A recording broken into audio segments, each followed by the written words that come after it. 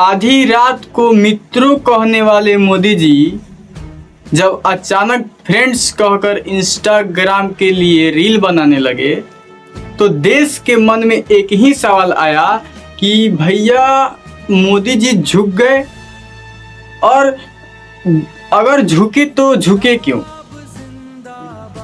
यह सवाल मामूली नहीं है।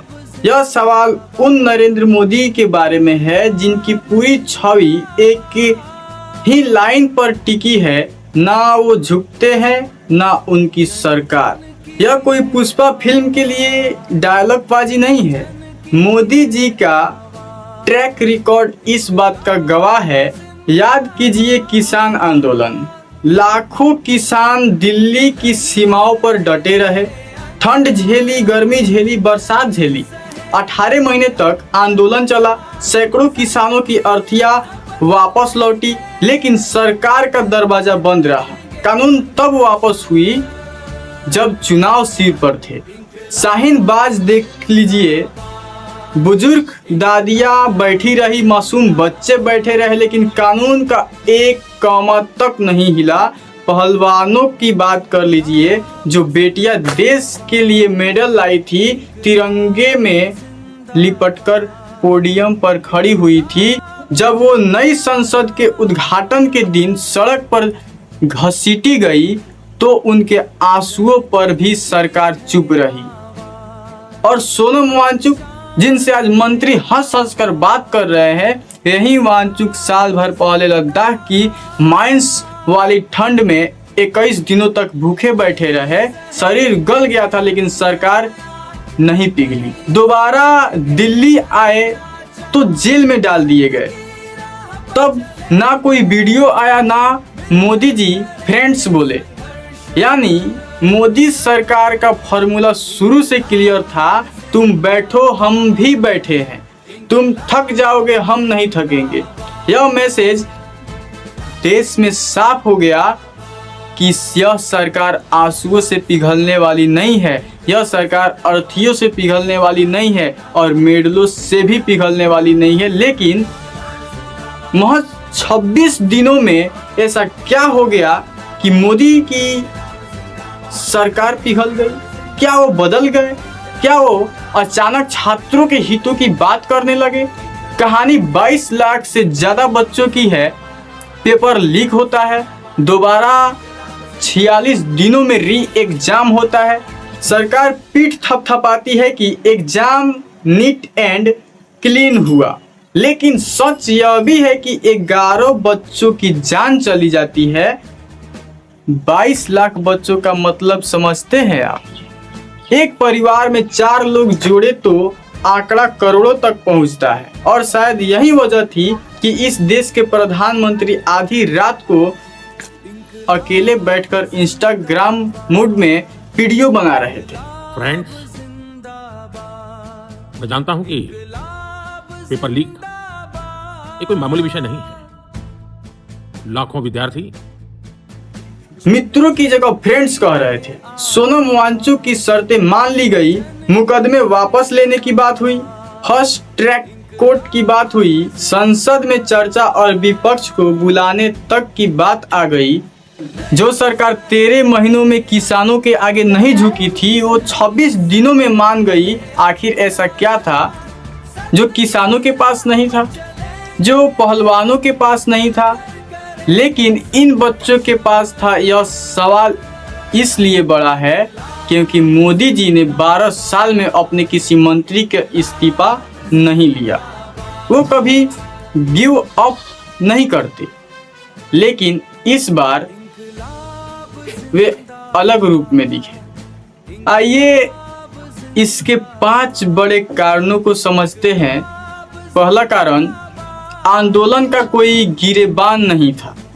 मोदी जी का आंदोलन से निपटने का एक पुराना नुस्खा रहा है, सामने जो नेता हो उस पर सवाल खड़े कर दो, जनता के दिमाग में भ्रम डाल दो। किसान आंदोलन में आंदोलन जीवी और खालिस्तानी का टैग लगा दो। पहलवानों और शाहीन बाग के वक्त नियत पर सवाल उठे लेकिन इस बार इस सरकार का हाथ में टैग लेकर खड़ी थी, लेकिन समझ नहीं आया कि किस पर लगाए, क्योंकि यह आंदोलन किसी नेता ने शुरू नहीं किया था। पीछे सिर्फ और सिर्फ बच्चे थे,